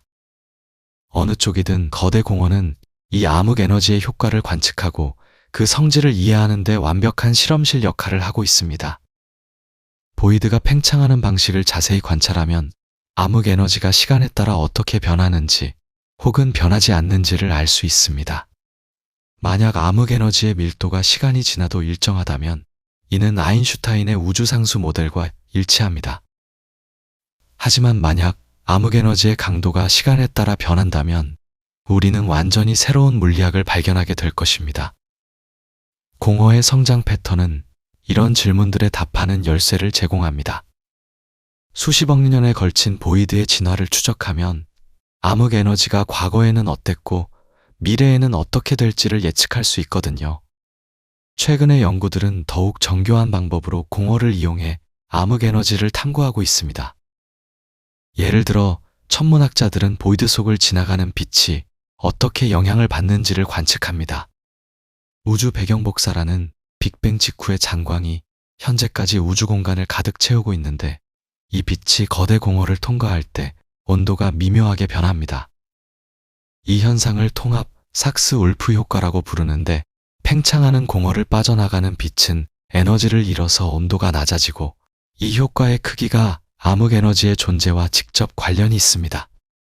실제로 여러 대규모 천문 관측 프로젝트에서 이 효과를 측정했고, 그 결과는 암흑 에너지가 실제로 존재한다는 독립적인 증거를 제공했습니다.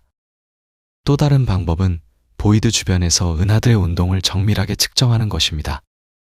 공허가 팽창하면 그 가장자리에 있는 은하들은 바깥쪽으로 밀려나게 되는데, 이 속도를 측정하면 공허 내부에서 작용하는 힘의 균형을 이해할 수 있습니다. 중력과 암흑 에너지의 밀당이 만들어내는 패턴을 분석하면 암흑 에너지의 상태 방정식, 즉 압력과 밀도의 관계를 결정할 수 있고, 이는 암흑 에너지의 정체를 밝히는 결정적 단서가 됩니다.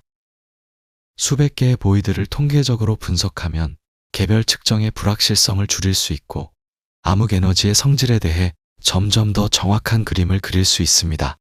성질에 대해 점점 더 정확한 그림을 그릴 수 있습니다. 흥미롭게도 거대 공허는 단순히 암흑 에너지를 탐지하는 수단을 넘어서 그것이 우주의 미래를 어떻게 결정할지를 예측하는 창문이기도 합니다. 암흑 에너지가 계속해서 우주를 가속 팽창시킨다면 먼 미래의 우주는 어떤 모습일까요? 공허들은 점점 더 커지고 은하단들 사이의 거리는 계속 늘어날 것입니다. 결국에는 우리 은하군 밖의 모든 은하들이 너무 멀리 멀어져서 빛조차 우리에게 도달하지 못할 수 있습니다. 수천억 년 후 우리 후손들이 하늘을 올려다본다면 그들이 볼 수 있는 것은 오직 우리 은하와 그 주변의 몇 개 은하뿐이고, 나머지 우주는 완전한 어둠 속에 사라져 있을지도 모릅니다. 하지만 암흑 에너지의 강도가 시간에 따라 변한다면 이야기는 완전히 달라집니다. 만약 암흑 에너지가 점점 약해진다면 우주의 팽창은 다시 느려질 수 있고, 어쩌면 언젠가는 수축으로 전환될 수도 있습니다. 반대로 암흑 에너지가 더 강해진다면 빅 립이라고 불리는 시나리오가 현실이 될 수 있습니다. 이 경우 팽창이 너무나 강력해져서 결국에는 은하단들이 찢어지고 은하들이 산산조각 나며 항성들도 행성들로부터 분리되고 마침내 원자 자체도 파괴되는 극단적인 종말을 맞이할 수 있습니다. 거대 공허의 현재 팽창 속도를 정밀하게 측정하는 것은 바로 이런 시나리오들 중 어느 것이 우리 우주의 실제 운명인지를 알아내는 중요한 열쇠입니다. 최근 들어 과학자들은 여러 세대에 걸친 관측 데이터를 비교하기 시작했습니다. 수십 년 전에 촬영된 하늘의 사진들과 현재의 관측을 비교하면 공허가 실제로 얼마나 성장했는지를 직접 측정할 수 있습니다. 물론 우주적 규모에서 수십 년은 눈 깜짝할 순간에 불과하지만 현대 망원경의 놀라운 정밀도 덕분에 이런 미세한 변화도 감지할 수 있게 되었습니다. 더 나아가 앞으로 수십 년간 계속될 관측 프로젝트들은 공허의 진화를 실시간으로 추적하게 될 것이고, 이는 암흑 에너지의 시간 의존성을 직접 확인하는 역사적인 기회가 될 것입니다.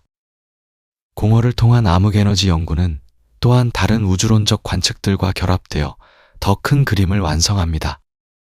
우주 배경 복사의 정밀 측정, 중력 렌즈 효과를 이용한 암흑물질 지도 작성, 바리온 음향 진동이라는 우주 초기의 음파 흔적 추적, 이 모든 것들이 보이드 관측과 함께 우주의 에너지 구성과 진화를 밝혀내는 퍼즐 조각들입니다. 각각의 방법이 독립적으로 암흑 에너지의 존재를 가리키고 있고, 그 결과들이 놀랍도록 잘 일치한다는 사실은 우리가 올바른 방향으로 가고 있다는 강력한 증거입니다. 그렇다면 암흑 에너지는 정말로 우주 전체에 균일하게 퍼져 있을까요? 이것도 공허가 답할 수 있는 질문입니다. 만약 암흑 에너지의 밀도가 장소에 따라 다르다면 서로 다른 위치에 있는 공허들은 다른 속도로 팽창할 것입니다. 현재까지의 관측은 암흑 에너지가 매우 균일하게 분포되어 있음을 시사하지만 더욱 정밀한 측정을 통해 미묘한 불균일성을 발견할 가능성도 있습니다. 그런 발견은 암흑 에너지의 본질에 대한 중요한 단서를 제공할 것입니다.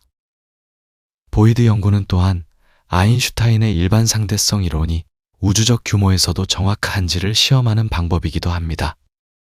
중력이 우리가 아는 대로 작동한다면 공허의 팽창은 특정한 방식으로 일어나야 합니다. 상호의 삼잠담돈 모한다. 만약 관측된 패턴이 예측과 다르다면 이는 중력 자체에 대한 우리의 이해를 수정해야 한다는 신호일 수 있습니다. 어떤 이론가들은 암흑 에너지라는 새로운 에너지 형태를 도입하는 대신 중력의 법칙을 수정함으로써 관측된 가속 팽창을 설명하려고 시도합니다.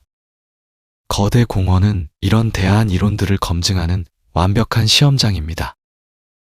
결국 거대 공허가 들려주는 이야기는 단순히 비어있음에 관한 것이 아니라 우주를 지배하는 가장 신비로운 힘에 관한 것입니다. 텅 빈 것처럼 보이는 공간이 사실은 우주의 운명을 결정하는 에너지로 가득 차 있고, 그 에너지의 작용을 가장 순수하게 관찰할 수 있는 곳이 바로 공허라는 역설이 참으로 아름답지 않나요?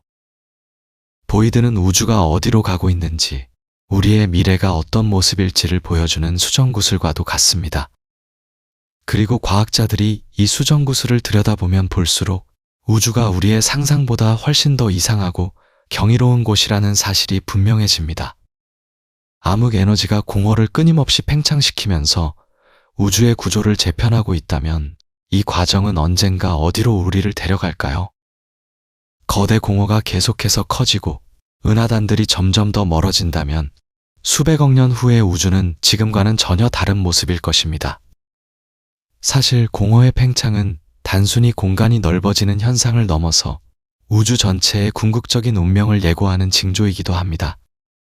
천문학자들이 보이드를 관찰하면서 발견한 것은 놀랍게도 우주가 어떻게 끝날 것인지에 대한 답이었습니다. 현재 암흑에너지의 작용으로 우주는 가속 팽창하고 있습니다. 이 팽창이 계속된다면 먼 미래의 우주는 점점 더 차갑고 어둡고 텅 빈 공간으로 변해갈 것입니다. 천문학자들은 이 시나리오를 빅 프리즈, 즉 대동결이라고 부릅니다. 우주가 얼어붙는다는 표현이지만 이것은 단순히 온도가 내려간다는 의미를 넘어서 에너지가 점점 희박해지고 질서가 무너지며 모든 활동이 멈추는 상태를 의미합니다. 그리고 거대 공허는 이미 그 미래를 미리 보여주고 있습니다. 지금도 우주 부피의 대부분을 차지하는 공허 속에서는 거의 아무 일도 일어나지 않습니다. 별이 태어나지 않고 은하가 형성되지 않으며 생명이 존재할 가능성도 거의 없습니다. 공허는 이미 우주의 열적 죽음을 미리 경험하고 있는 공간입니다.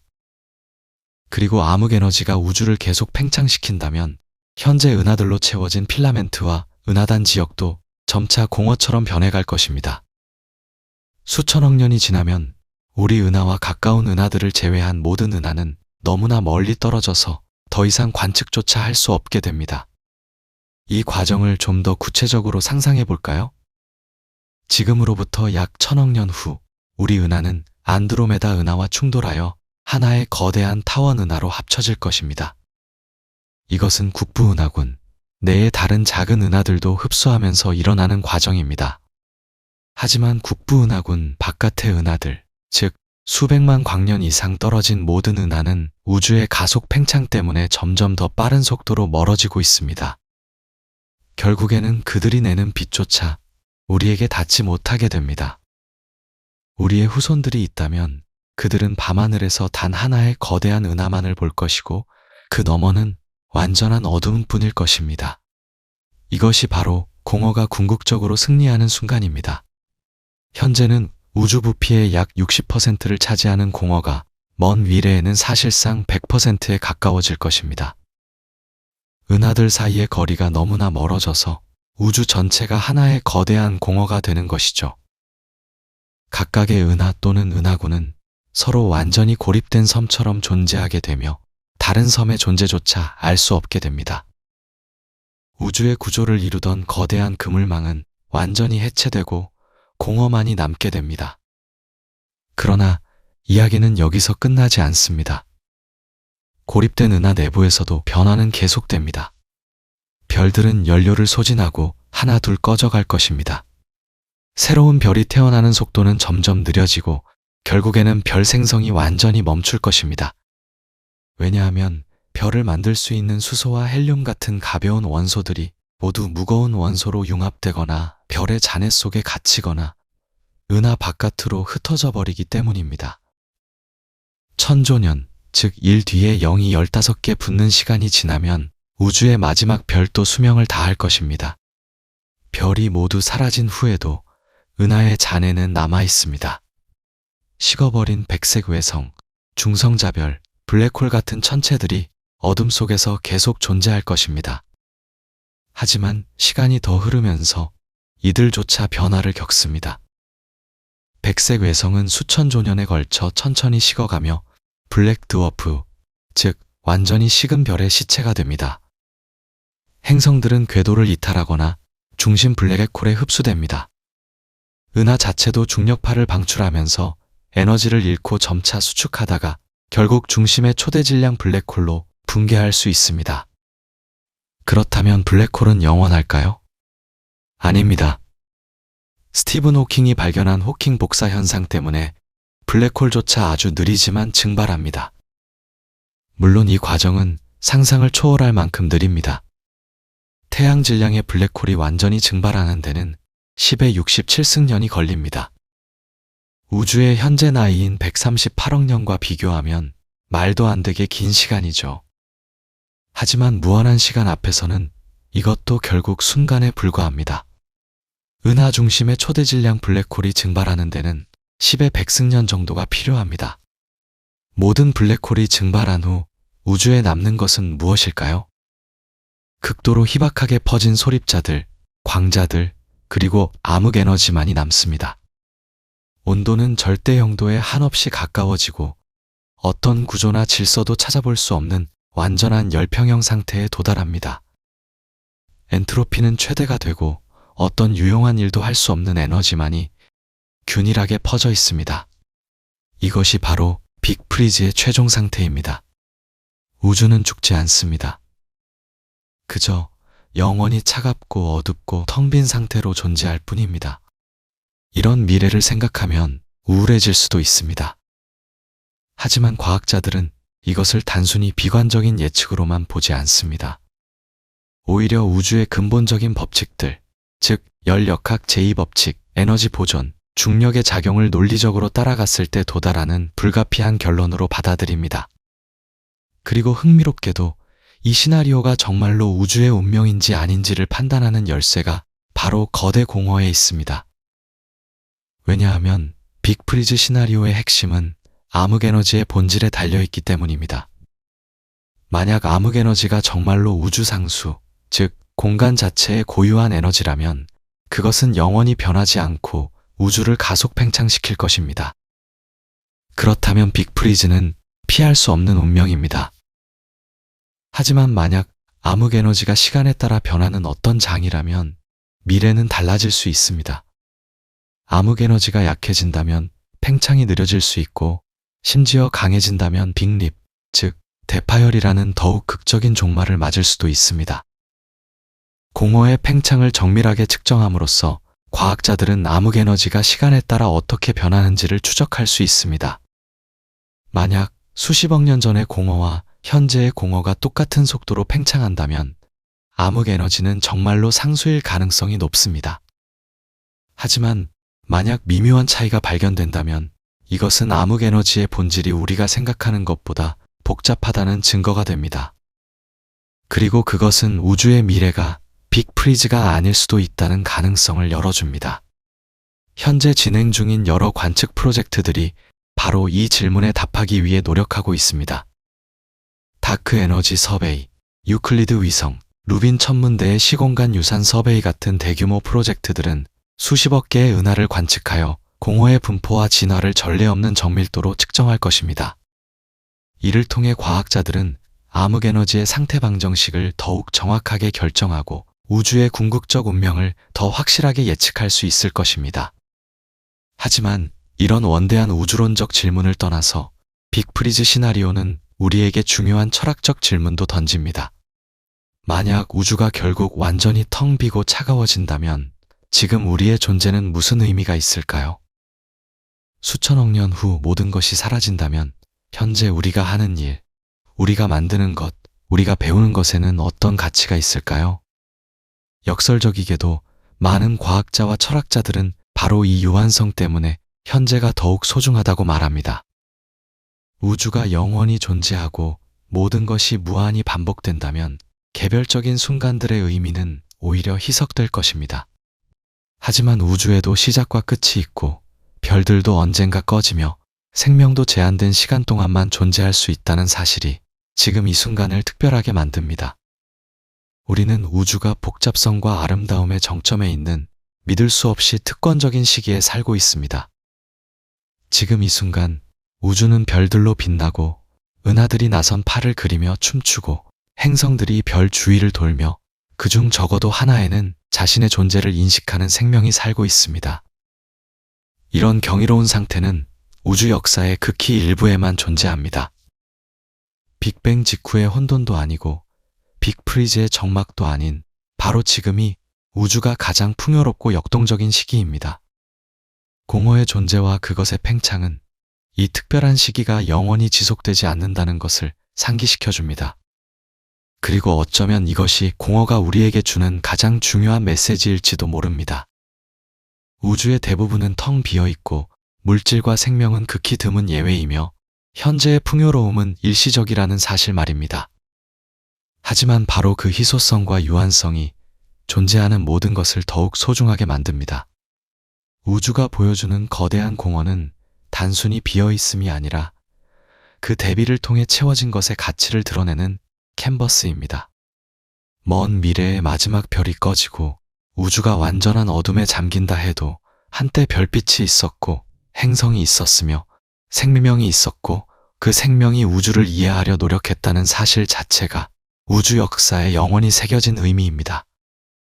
공허가 아무리 넓어도 한때 그 안에 작지만 빛나는 섬들이 있었다는 기록은 지워지지 않습니다.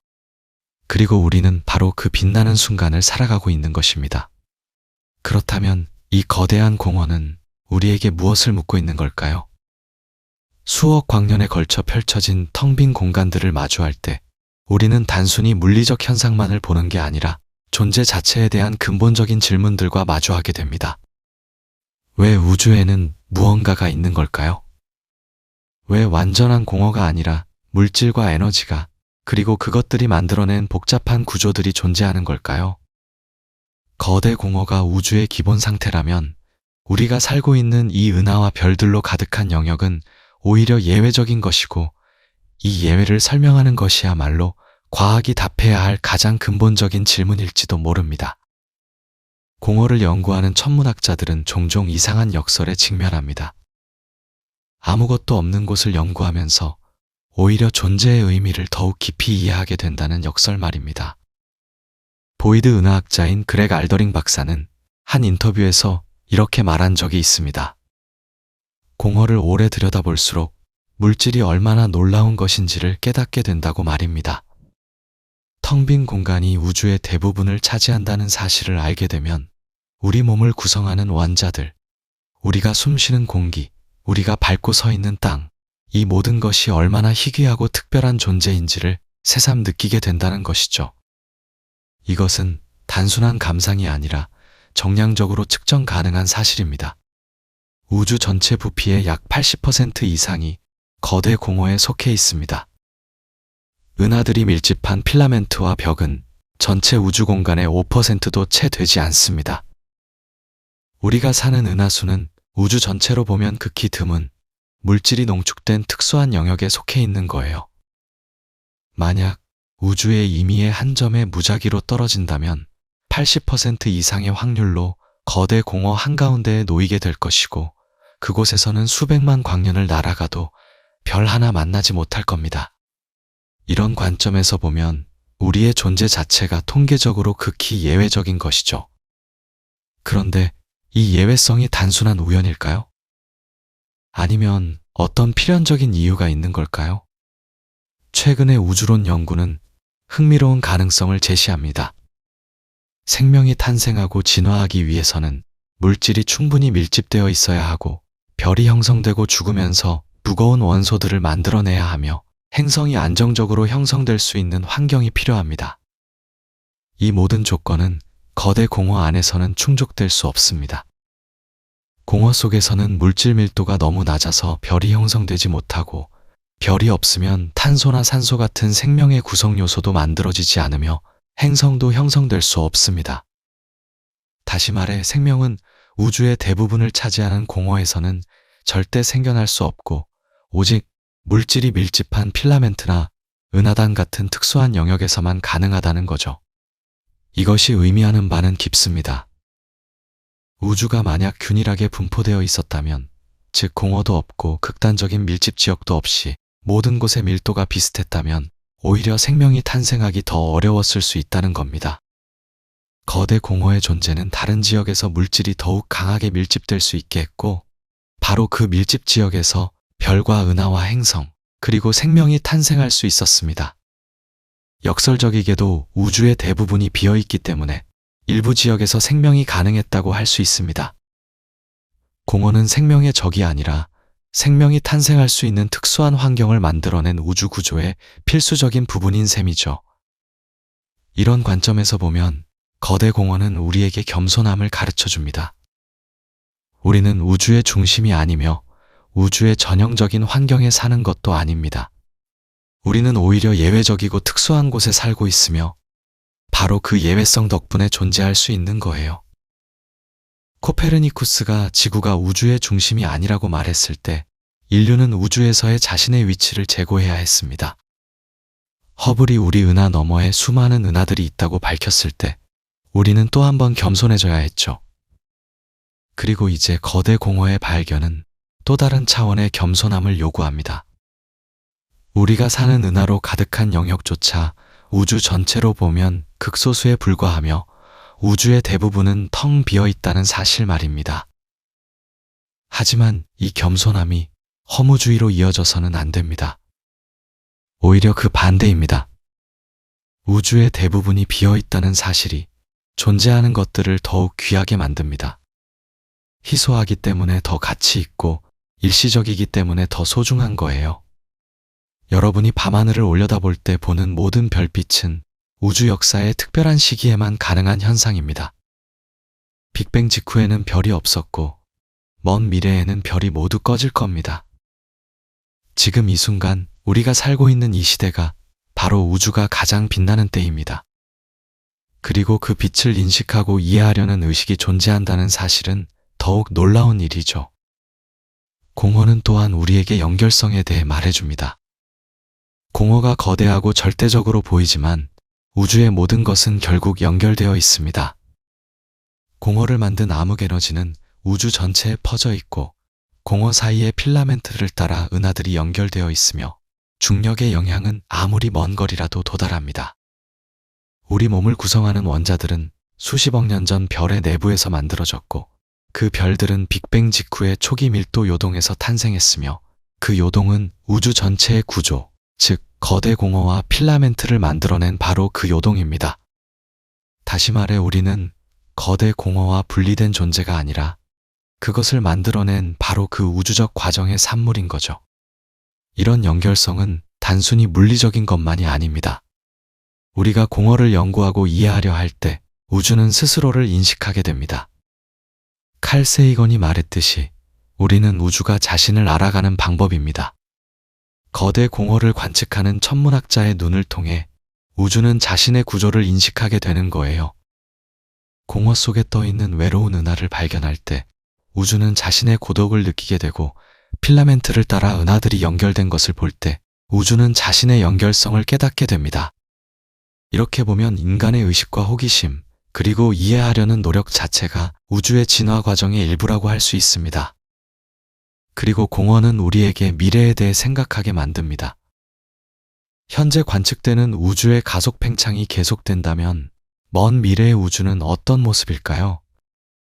지금으로부터 수천억 년 후 거대 공허는 더욱 팽창하여 필라멘트 사이의 거리가 현재의 수백 배로 늘어날 겁니다. 우주의 팽창 속도가 빛의 속도를 넘어서는 지점, 즉 우주적 사건의 지평선이 점점 가까워지면서 각 은하단은 다른 은하단과 완전히 단절될 거예요. 만약 그때까지 어떤 문명이 살아남아 있다면 그들이 보는 우주는 지금 우리가 보는 것과는 완전히 다를 겁니다. 밤하늘에는 자신이 속한 은하단의 은하들만 보이고 그 너머는 완전한 어둠일 거예요. 단나더모 저원의 모습야토 저만의 모습만토몬 가마동 완단모이 가토 겁난의 성화토미 참나동 와안동이코 그 너머는 완전한 어둠일 거예요. 그들은 한때 우주가 수천억 개의 은하로 가득했다는 사실을 어떻게 알 수 있을까요? 이것은 단순한 상상이 아니라 진지한 과학적 질문입니다. 먼 미래의 천문학자들은 제한된 관측으로부터 우주의 진정한 역사를 재구성할 수 있을까요? 그들은 빅뱅이 있었다는 것을 알아낼 수 있을까요? 한때 우주가 지금보다 훨씬 작고 뜨거웠으며 수많은 은하들로 가득했다는 사실을 추론할 수 있을까요? 어쩌면 그들은 자신들이 보는 소수의 은하가 우주의 전부라고 생각할지도 모릅니다. 우주 배경 복사도 너무 희미해져서 검출할 수 없을 테고 다른 은하단들도 지평선 너머로 사라져 보이지 않을 겁니다. 그들에게 우주는 작고 정적인 것으로 보일 거예요. 이 생각은 역으로 우리에게도 질문을 던집니다.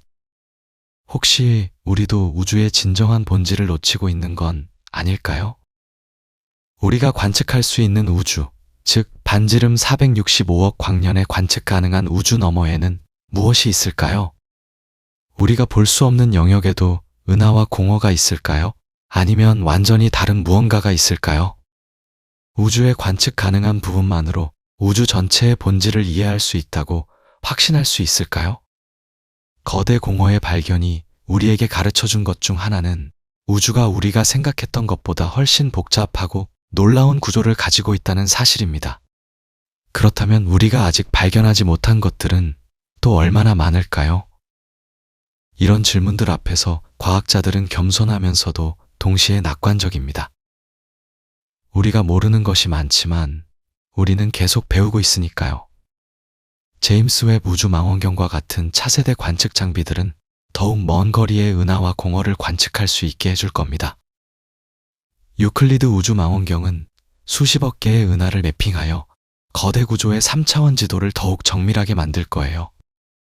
중력파 관측소들은 우주의 시공간 구조 자체를 직접 측정하여 공허가 우주 팽창에 미치는 영향을 더욱 정확히 파악할 수 있게 해줄 겁니다.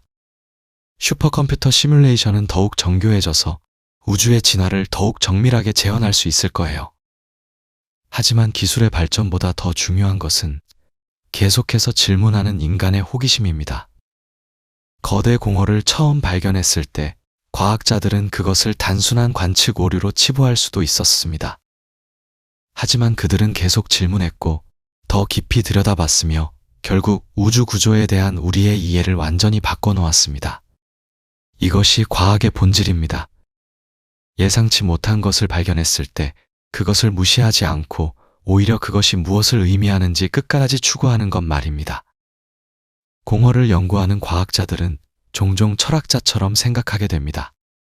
무와 유, 비어있음과 채워져 있음, 시작과 끝, 이런 근본적인 개념들을 다루게 되니까요.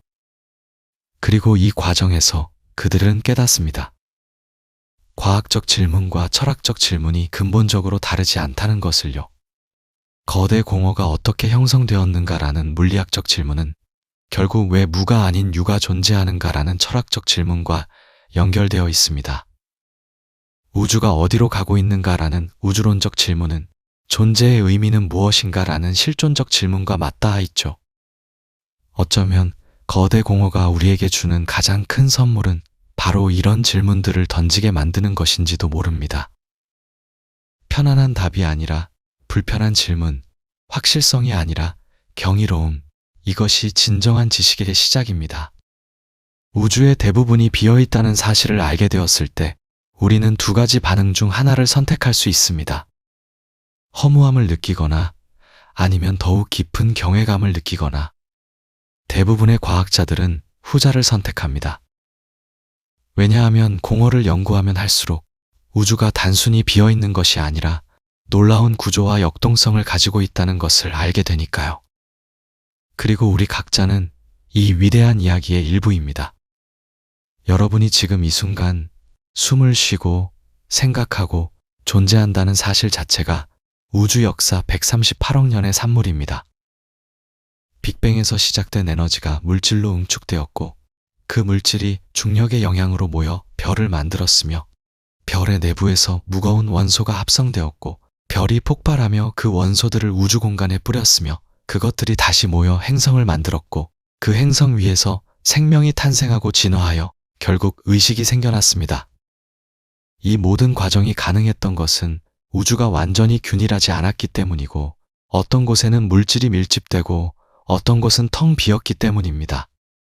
거대 공허가 없었다면 필라멘트도 없었을 것이고, 필라멘트가 없었다면 은하단도, 은하도, 별도, 행성도, 그리고 생명도 없었을 겁니다. 이렇게 보면 공허는 단순히 무의 공간이 아니라 우리 존재의 필수 조건이었던 셈입니다.